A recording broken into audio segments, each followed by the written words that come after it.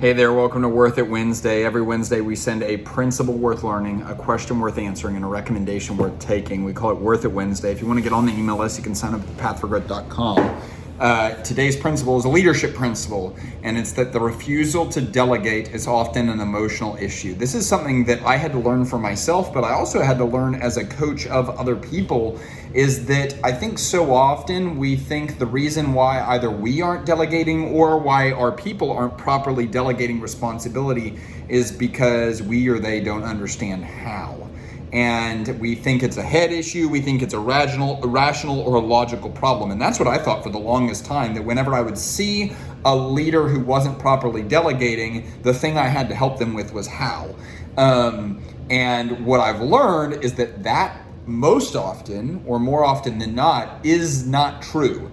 And the reason why I know this is because I've explained how to people, or I've learned how myself, or I've seen leaders go through extensive courses on how to properly, effectively delegate and still not do it. And so, okay, what's going on there? Well, it's not a how issue, it's a what and a why. It's not a rational issue, it's not a logical issue, it's an emotional issue.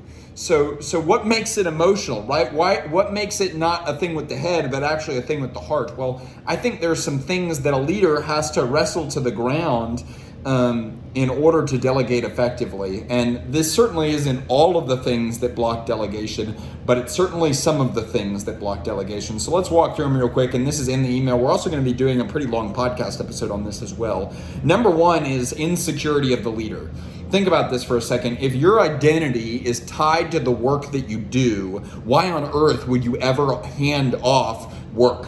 It wouldn't happen, right? And if you think your value is justified by your to-do list, why on earth would you ever do things that would result in your to-do list getting shorter, right? There's a lot of people that, although they hate being busy, they love being busy because being busy makes them feel secure. So number one enemy, insecurity of the leader. That's an emotional issue that leaders have to overcome if they're going to properly delegate. Number two, the pride of the leader. Most of you, I hope, would never say that your capacity is limitless, but many of us act as though our capacity is limitless. As a leader, you have limits. And those limits are represented by your health. Those limits are represented by your other priorities. Those limits are represented by the sleep that you need. Those limits are represented by the amount of time in the day you have. And if you are unwilling to reckon with the fact that you are a limited and finite human being, you are operating as a leader that lacks humility. Because what is humility? Humility is to have an accurate viewpoint of oneself. And what is the opposite of humility? It's pride. It's saying, I can do all this. And never underestimate the fine line between outrageous optimism and pride. Because outrageous optimism is the type of optimism that probably got you where you are, where you say, oh man, I can do all of this. And you bite off more than you can chew. And you envision these things that are often sometimes rooted in the fact that you don't have an accurate viewpoint of your limitations. Number one was insecurity. Number two is pride. Number three, aimlessness. Everyone, including you, wants to move from here to there. We are aim-seeking creatures, psychologically, biologically, spiritually. We want to have something to aim at. And if for a long time you were aiming to get where you currently are as the leader of this organization, then man, you got to where you needed to be. But you're never going to do what you need to hand off the responsibility that you have here to get to where you need to go if you don't know where you need to go or what you need to get to actually looks like. If you are at point A and you are supposed to be handing things off and delegating things at point A, well, you're not going to do that if you don't have any idea of what point B looks like. This is why vision is so important for you personally as a leader. Where are you going personally? Because otherwise you'll settle for the comfort. You will settle for the comfort and convenience of what you know, which is point A, which is right now. So aimlessness of the leader.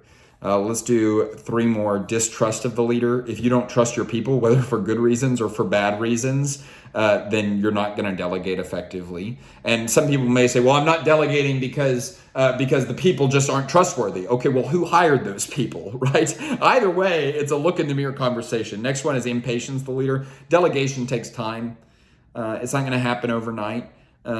You let rope out gradually. You don't let it out all at once. And so if you're someone that doesn't have time, if you need it all to occur right now, if you are growing at such a rate that you need everyone to be able to pick stuff up at a rate that is impractical and illogical, then you are operating from a posture of impatience, and that's going to keep you from proper delegation.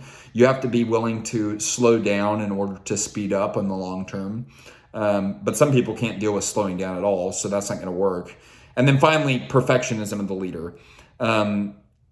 I've heard it said before that if the person that you want to delegate to can accomplish the task or the project at 80% of the level that you could, you should hand it off immediately. And that's a pretty interesting thought, because I think there's lots of, especially perfectionist leaders, that think it needs to be at 100% for them to hand it off. That's just not true.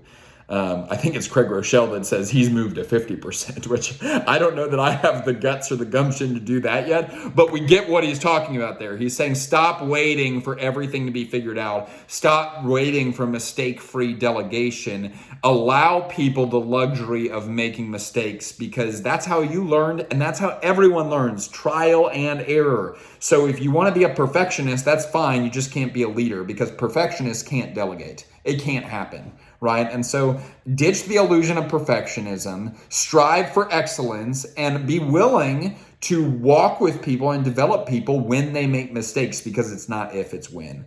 So all of this is related to the principle of today, and that's the refusal to delegate is rarely a logical issue. It's often an emotional issue. Remember, my strength is not for me. Your strength is not for you. Our strength is for service. Let's go, let's go, let's go.